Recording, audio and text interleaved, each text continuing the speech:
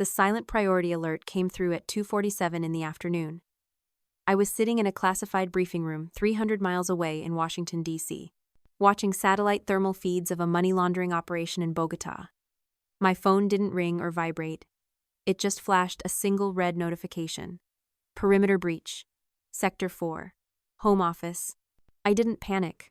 I didn't gasp. I simply excused myself from the table, stepped into the corridor, and pulled up the secure feed on my phone. The image quality was military-grade crystal clear. Standing in the center of my Manhattan penthouse living room wasn't a burglar in a ski mask.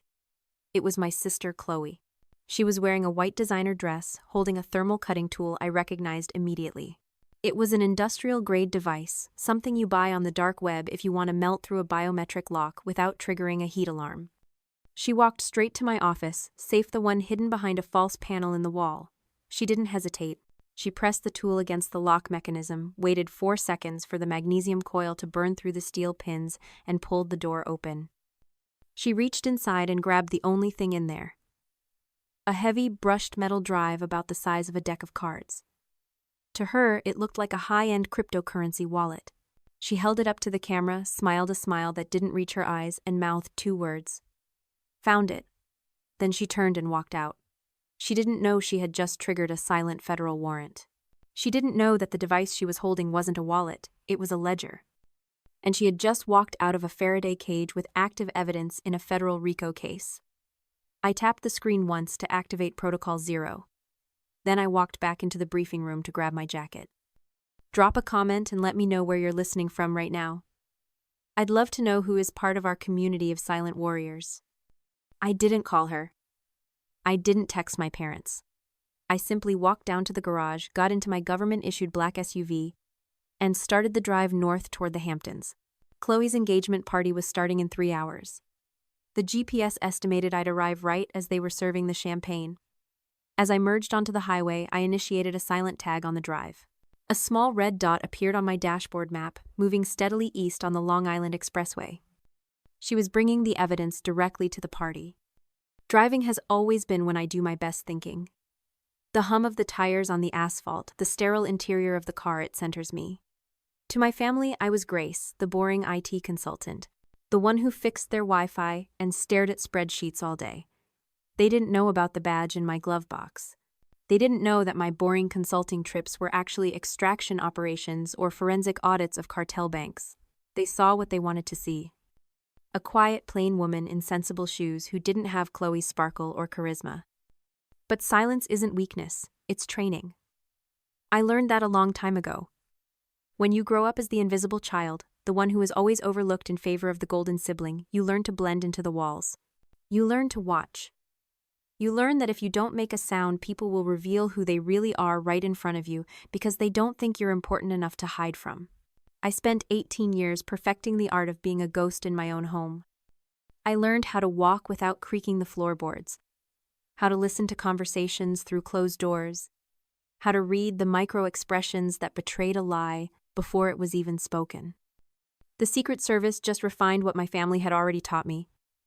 They taught me how to weaponize that invisibility, how to be the person in the room that nobody remembers, so you can be the one who sees everything.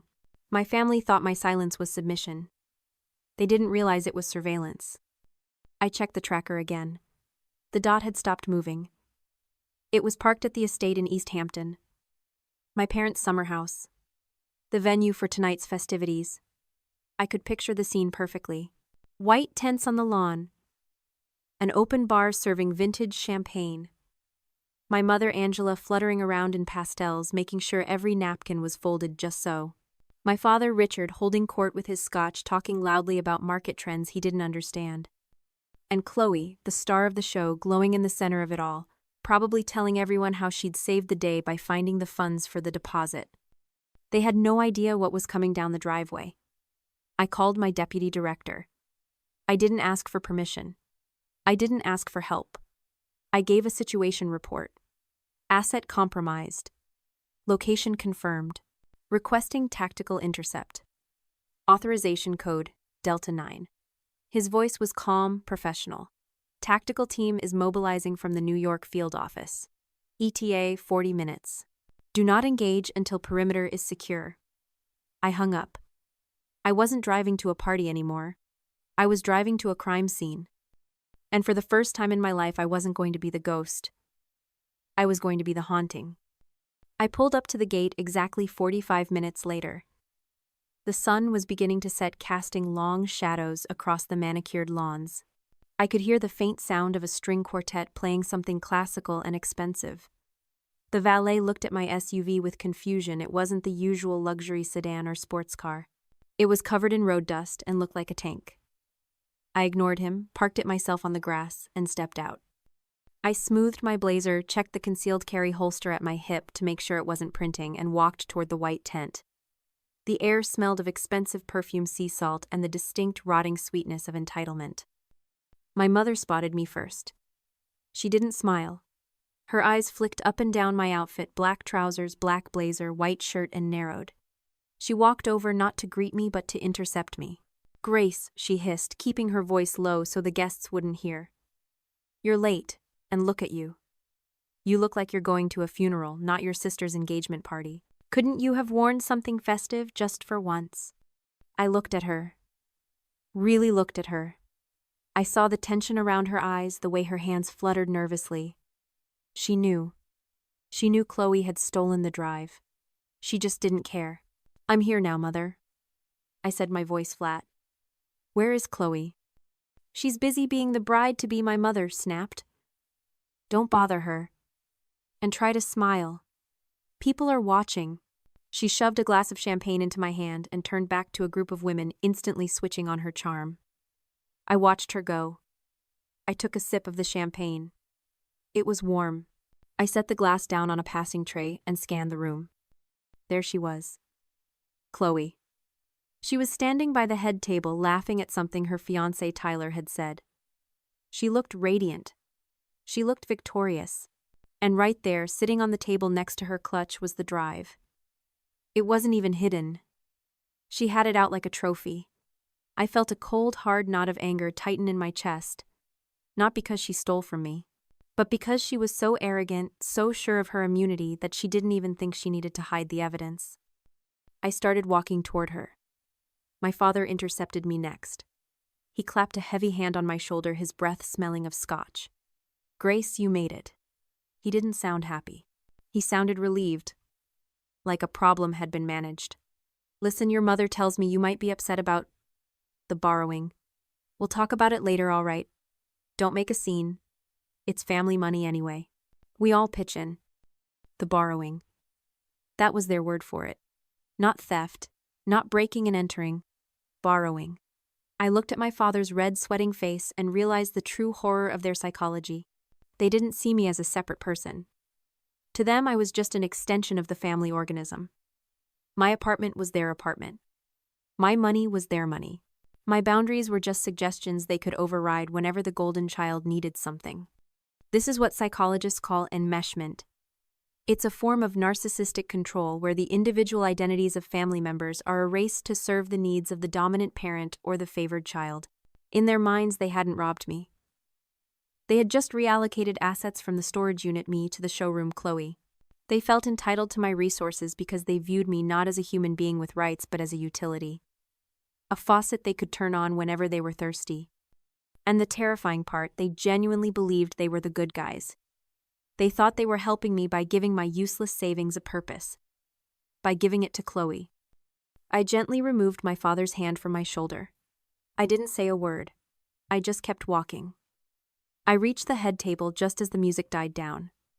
Chloe tapped a spoon against her glass.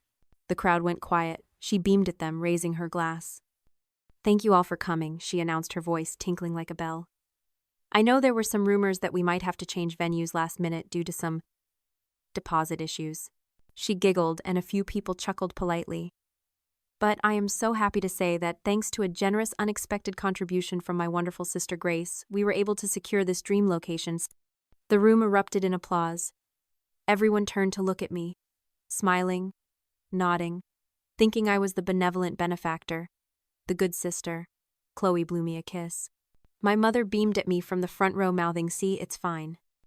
I stood there, the focal point of 100 lies, The applause washed over me like static. I looked at the drive on the table. I looked at the satellite feed on my phone, which showed 6 tactical units moving into position around the perimeter of the garden. The red dots were closing in. I didn't smile back. I didn't wave. I walked up to the table, reached past the flowers, and picked up the drive. The room went dead silent. Chloe's smile faltered. "What are you doing, Grace?" she hissed through her teeth. "Put that back." I turned to face the crowd. I held up the drive. It caught the light, heavy and cold and metallic. "This isn't a contribution," I said. My voice wasn't loud, but it carried to the back of the tent. I didn't engage my diaphragm. I engaged my command voice. The voice I used when I was briefing the Joint Chiefs. The voice that didn't ask for attention but demanded compliance. "This is federal evidence," I said. "And you have exactly 10 seconds to explain why you removed it from a secured facility before the people outside come in here and ask you themselves." Chloe laughed. A nervous, high-pitched sound. "Oh my God, Grace. You're so dramatic. It's just a Bitcoin wallet. Mom said it was just old crypto stuff you weren't using. Stop trying to ruin my night." I placed my phone on the table next to the cake. I tapped the screen to mirror the display onto the large monitors that had been set up for the slideshow. Suddenly, the photos of Chloe and Tyler as children disappeared. They were replaced by a live thermal feed of the estate we were sitting in. The guests gasped. You could see the heat signatures of the guests in the tent, warm clusters of red and orange. But around the edges, moving through the hedges, moving toward the tent flaps, were cold blue shapes.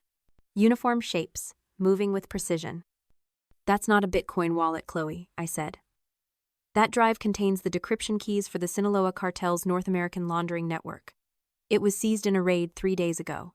It is currently the single most tracked object on the eastern seaboard." The color drained from her face. My parents stood up, knocking over their chairs. Richard was shouting now. "Grace, turn that off. What the hell is wrong with you? You're scaring people." I ignored him. I looked straight at my sister. "By taking this drive out of a Faraday cage and bringing it here, you didn't just steal from me.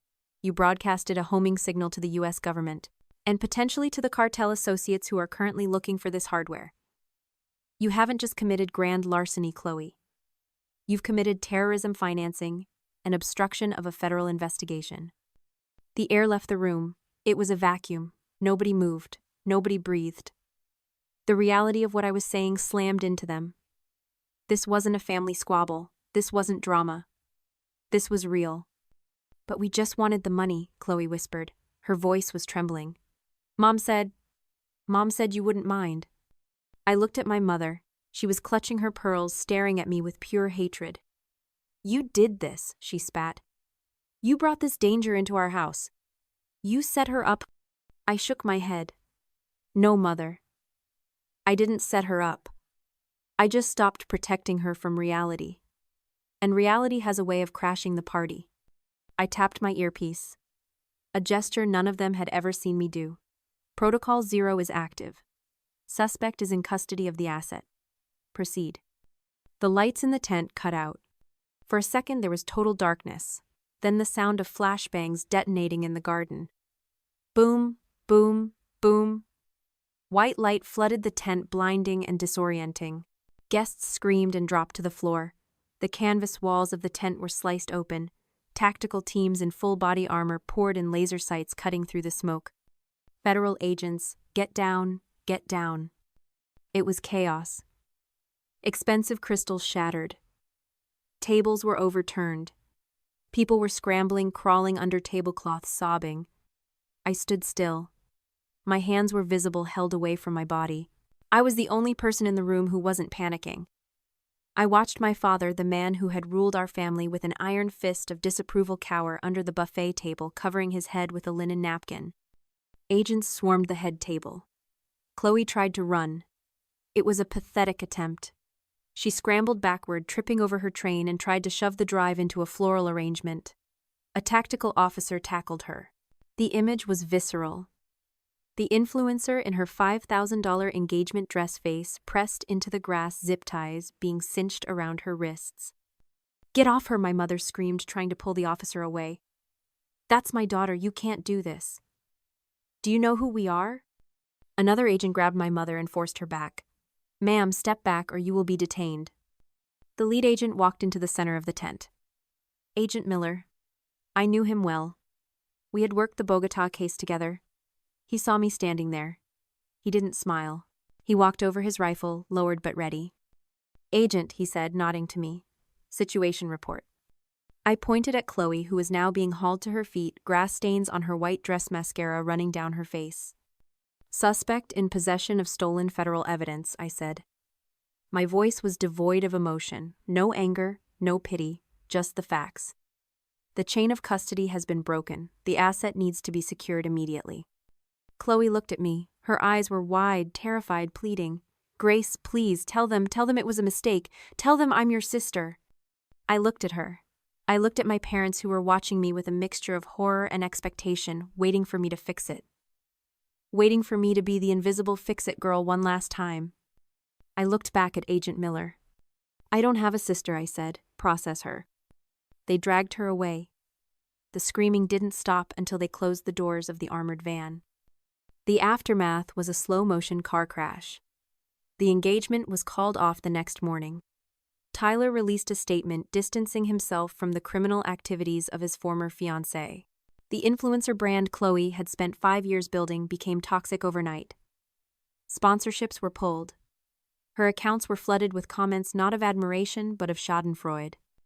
My parents were indicted for conspiracy. The text messages on Chloe's phone were damning. They hadn't just known about the theft, they had encouraged it. They had texted her the layout of my apartment. They had told her to take whatever you find. Grace won't do anything. They were facing 5 to 10 years.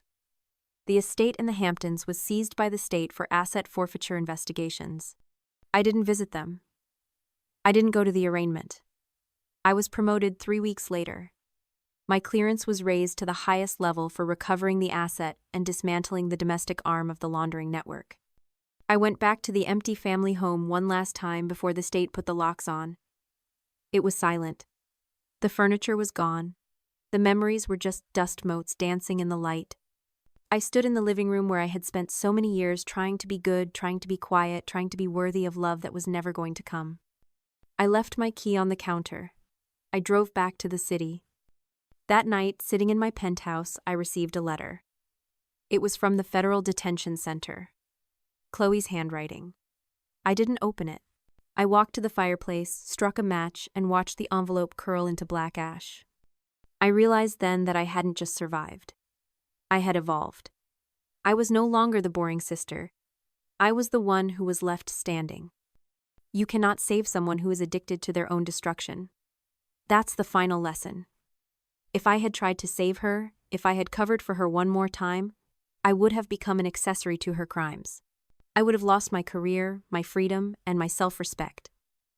I would have burned down my own life to keep her warm for another 10 minutes. Sometimes love isn't about holding on. It's about letting go of the rope before you get pulled over the cliff.